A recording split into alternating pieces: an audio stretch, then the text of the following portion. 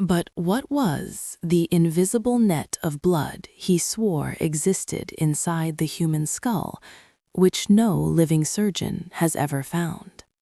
Welcome to the empire of Galen of Pergamon, a man whose ink was more durable than stone, and whose errors were more sacred than truth. For 1,300 years, to question Galen was not merely academic suicide, it was heresy against the order of nature. He was the physician to emperors, the architect of anatomy, and the man who froze medical progress in a block of dogmatic ice. Born in the wealthy city of Pergamon, he was not merely a doctor. He was a philosopher who believed the body was the perfect instrument of the soul. His father had a dream. Asclepius, the god of medicine, commanded him to make his son a healer, a divine mandate for a divine ego. But in Rome, the law was strict. To cut open a human corpse was forbidden, a crime against the dead, a sacrilege. So, how does one map the territory of the human interior without ever stepping foot inside? Galen found a gruesome loophole. The gladiators. He became their surgeon. When a sword slashed open a belly or a thigh, Galen didn't just stitch. He peeked. He called these wounds windows into the body. He saw pulsing arteries, snapping tendons, the raw machinery of life. But a window is not a door. He could see the machinery working, but he could not take it apart to understand the engine. To fill in the blanks, he turned to the beasts. The pig, the ape, the sheep. He assumed nature was consistent. He was wrong. Consider the squealing pig experiment, a theatrical display of cruelty and genius. He would cut the laryngeal nerve of a living swine. Silence. The pig continued to struggle, but its voice was gone. Galen proved the brain controlled the voice, not the heart. It was brilliant. It was undeniable, and it gave him the arrogance to assume that everything else he found in the beast applied to the man. He wrote millions of words. He claimed the liver was the source of blood, creating it from food, which was then consumed by the body. He believed blood did not circulate, but ebbed and flowed like a tide, a one-way street that simply vanished at the extremities. For centuries, doctors saw blood spurting from arteries and thought, Galen says this is impossible, therefore my eyes are lying. This is the danger of the genius who is half right. The church later embraced him. Why? Because Galen was a teleologist. He believed nature does nothing in vain. Every organ, every bone had a divine purpose. This fit the monotheistic agenda perfectly. So, Galen became dogma.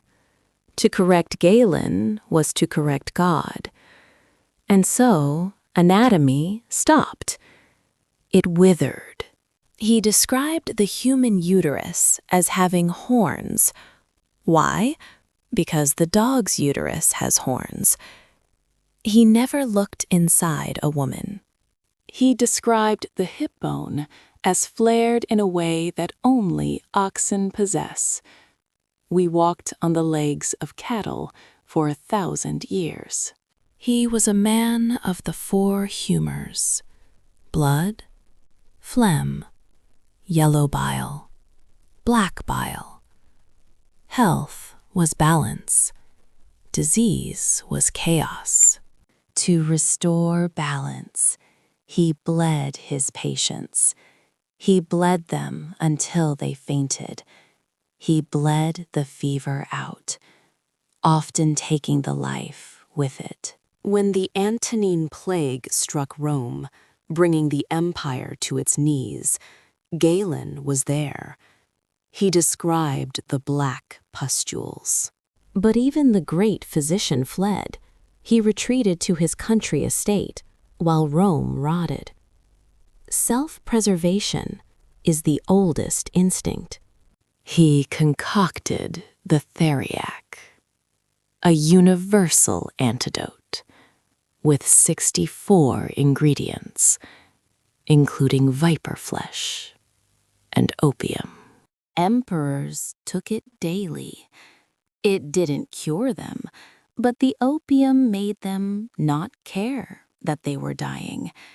A numbness mistaken for health.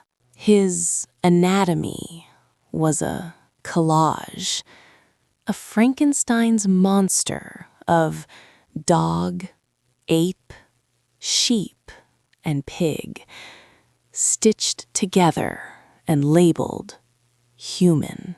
And yet, his confidence was so absolute, so crushing, that it silenced curiosity. "I have done what no one else has done," he boasted. He wrote a book titled "That the Best Physician is Also a Philosopher." Subtlety was not his strong suit. He insulted his rivals. He called them murderers and idiots. He was the medical dictator of antiquity. But the cracks in his fortress began to show only when the Renaissance dared to look at the dead with fresh eyes. Andreas Vesalius, the man who finally did what Galen refused to do. He stole bodies from gibbets. He dissected the human form. Vesalius found that the breastbone has 3 parts, not 7 as Galen claimed. Galen had described the sternum of an ape. He found that the lower jaw is 1 bone, not 2. Galen had described the jaw of a dog. The defenders of Galen were furious. They claimed that the human body must have changed since Roman times. They argued that wearing tight trousers had changed the shape of the leg bones, rather than admit Galen was wrong. It is a testament to the power of authority. We would rather believe our bodies are deformed than believe the master is mistaken. Galen's anatomy was a map of a territory that did not exist, a fantasy land of physiology. He wrote that the heart was a furnace heating the body. The lungs were merely cooling fans to keep the fire from burning us up. Poetic, yes. Accurate, no. But in a world without thermometers, Poetry is all you have. He claimed that pus was a sign of healing. Laudable pus. Doctors encouraged infection for centuries because of this phrase. How many died of sepsis because Galen thought the body was purging evil humors? The graveyard of his errors is vast. Yet we cannot simply hate him.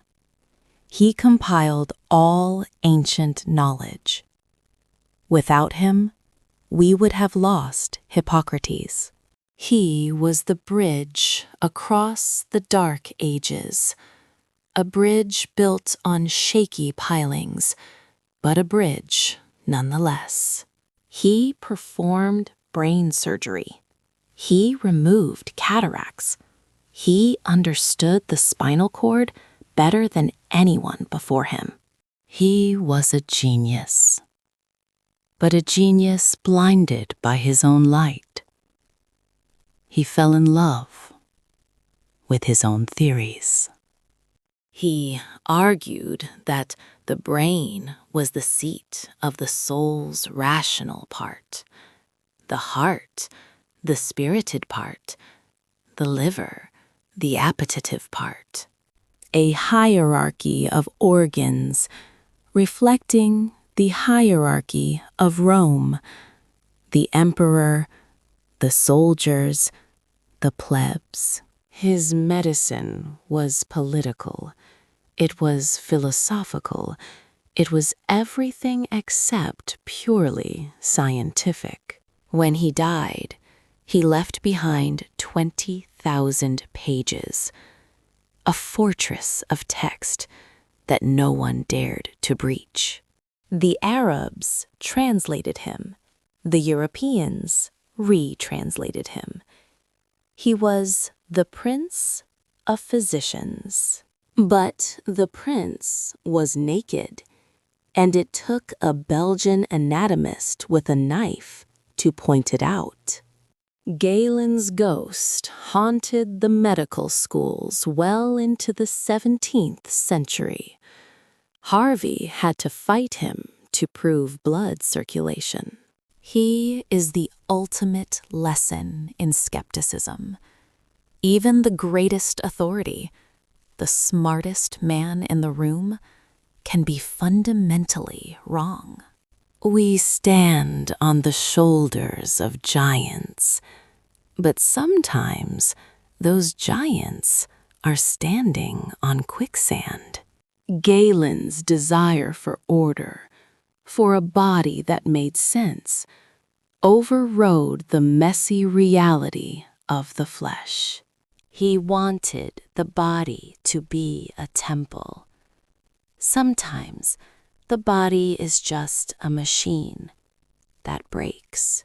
But back to the beginning, the question of the phantom organ, the lie that persisted the longest.